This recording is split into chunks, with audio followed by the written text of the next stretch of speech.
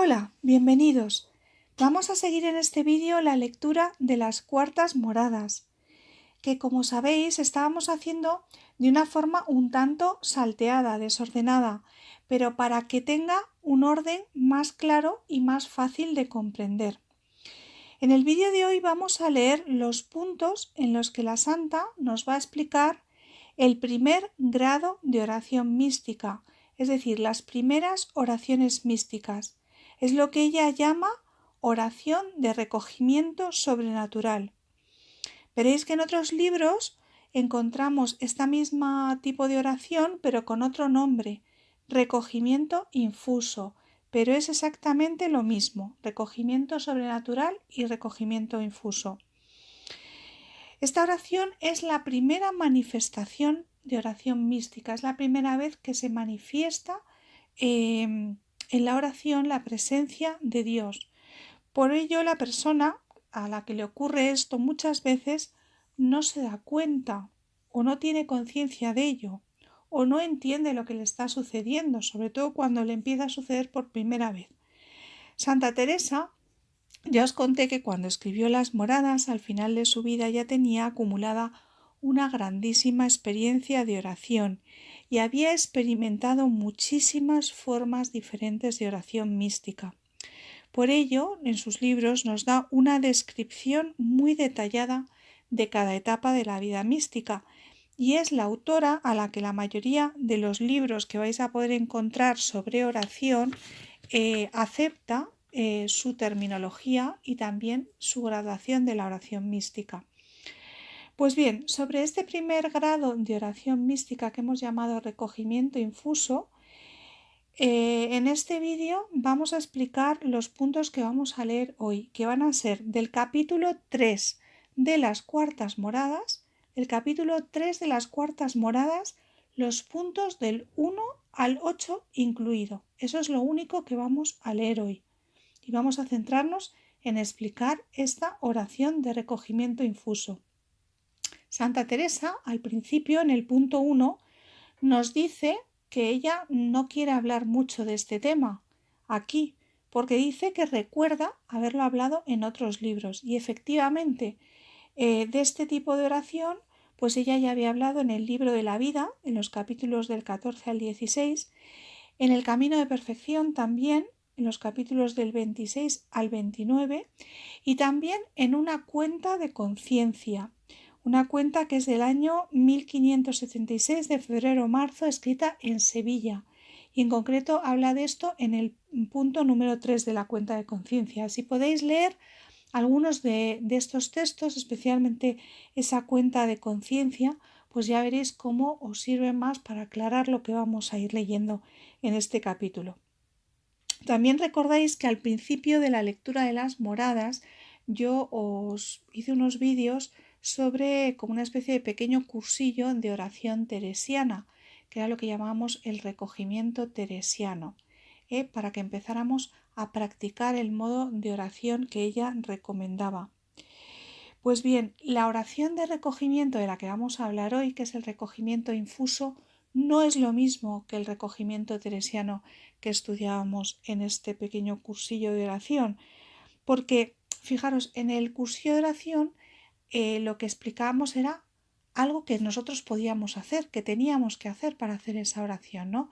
Pues procurar estar en un sitio solos, tranquilos, procurar cerrar los ojos, recoger, no distraernos con cosas que podíamos hacer nosotros, que podíamos procurar nosotros, mientras que la oración de la que vamos a hablar hoy, que es el recogimiento infuso, nosotros no lo podemos procurar, es una gracia, es un don que da Dios.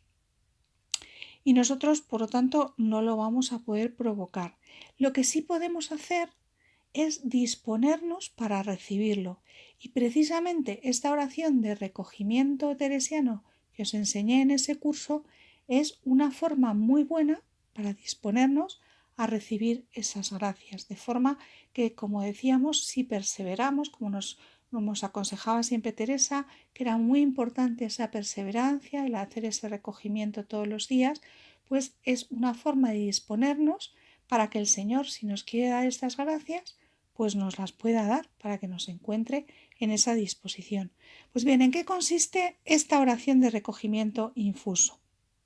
Teresa nos explica que la persona experimenta como un recogimiento interior que se siente en el alma, que la lleva a centrarse en Dios, en el interior, en Dios.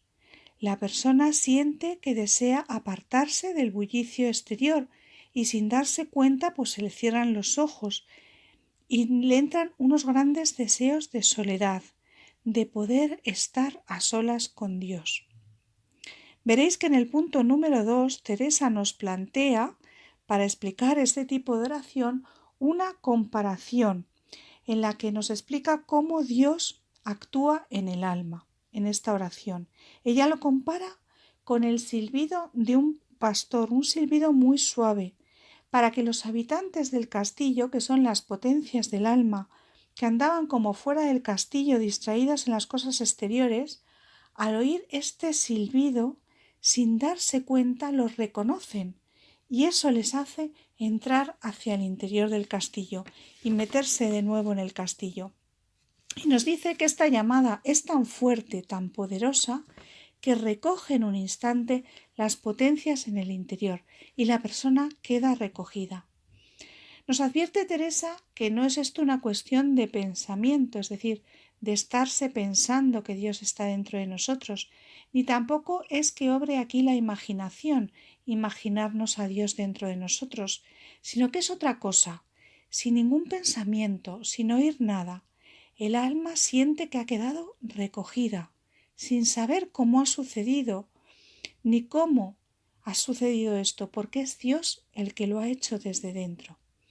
Nos dice Teresa que esto es una gracia grande y es una gran ayuda porque nos dispone a recibir gracias mayores. Los siguientes grados de oración mística normalmente se reciben después de que Dios da esta primera gracia de recogimiento. También nos dice que al principio, cuando se empieza a experimentar, sobre todo al principio, las primeras veces, es casi imperceptible. Nos dirá en el punto número 2, casi ellos no lo entienden. Y es que esta gracia o merced que da Dios la da cuando la persona ya va dejando las cosas del mundo, se va apartando de las cosas del mundo. Y nos dirá Teresa en el punto número 3, no tanto de obra, porque a lo mejor hay personas que no pueden apartarse del mundo por su vocación en el mundo, sino más bien y sobre todo de deseo de apartarse y de dedicarse por entero al Señor. Luego ya a partir del punto 4, veréis que del punto 4 al punto 9, Santa Teresa, ya que nos ha descrito cómo es esta oración, nos va a explicar cómo tiene que comportarse la persona, el orante que ha recibido esta gracia. Y aquí nos quiere dejar claro su postura respecto a lo que aconsejaban otros maestros de oración de la época. Ella se opone a lo que dicen estos maestros de oración que mandaban pues no pensar en nada, dejar la mente en blanco, parar el entendimiento, el pensamiento, ¿no? Fijaros que esto pues se sigue aconsejando. Hay maestros de oración que dicen que hay que hacer esto, siguiendo, por cierto, métodos de oración que no son cristianos, métodos orientales. Pues ella nos dirá muy claro que esto es totalmente perjudicial para la oración, porque lo que hace es inquietar más el alma. Estos esfuerzos, ¿no? Este forzarse a parar el pensamiento, a quedarse sin pensamiento, con la mente en blanco, lo que hace es inquietar más el alma y que no es lo que hay que hacer. Ella nos dice que mientras que el Señor no capta el entendimiento, que eso es lo que hará en otras oraciones místicas superiores, lo que ella llama embebernos, la persona tiene que seguir trabajando con el entendimiento, es decir, con el pensamiento. Pues bien, considerando que estamos en la presencia del Señor, considerando quién es el Señor, pidiéndole, considerando su majestad y su grandeza, es decir, tiene que seguir discurriendo con el pensamiento. Y luego lo que sí nos dirá es que cuando el alma empieza a captar que ha recibido esta gracia de recogimiento, sin ninguna fuerza ni ruido, Fijaros, os lo leo como nos lo dice ella en el punto número 7.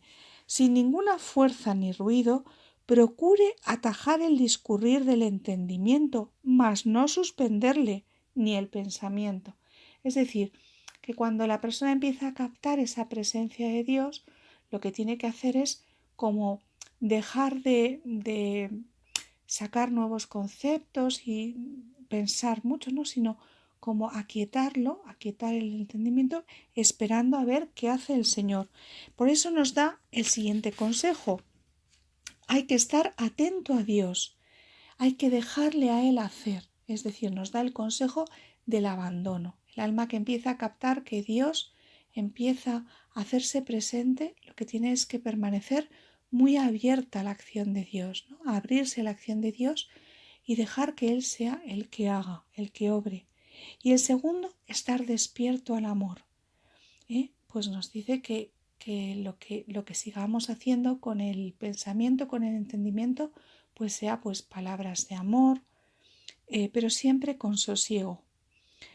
Dios quiere en estos momentos ya empezar a traer al alma hacia Él y que el alma se centre totalmente en Él, en su gloria, en su honra, y que nos olvidemos de nosotros mismos cada vez más.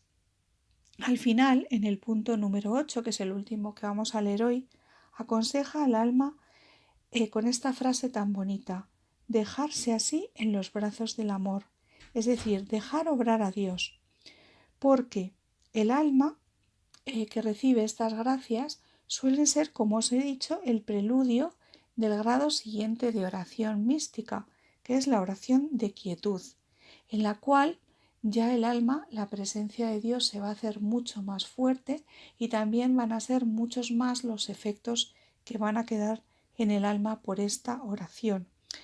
Bien, pues esta oración de quietud ya la veremos en el siguiente vídeo. Yo os dejo ya leyendo los puntos de hoy sobre la oración de recogimiento y ya en este próximo vídeo leeremos los puntos que nos faltan de las cuartas moradas, que son todos ellos sobre la oración de quietud y sus efectos, y con ello ya terminamos las cuartas moradas y pasaremos pronto a las quintas moradas. Muchísimas gracias.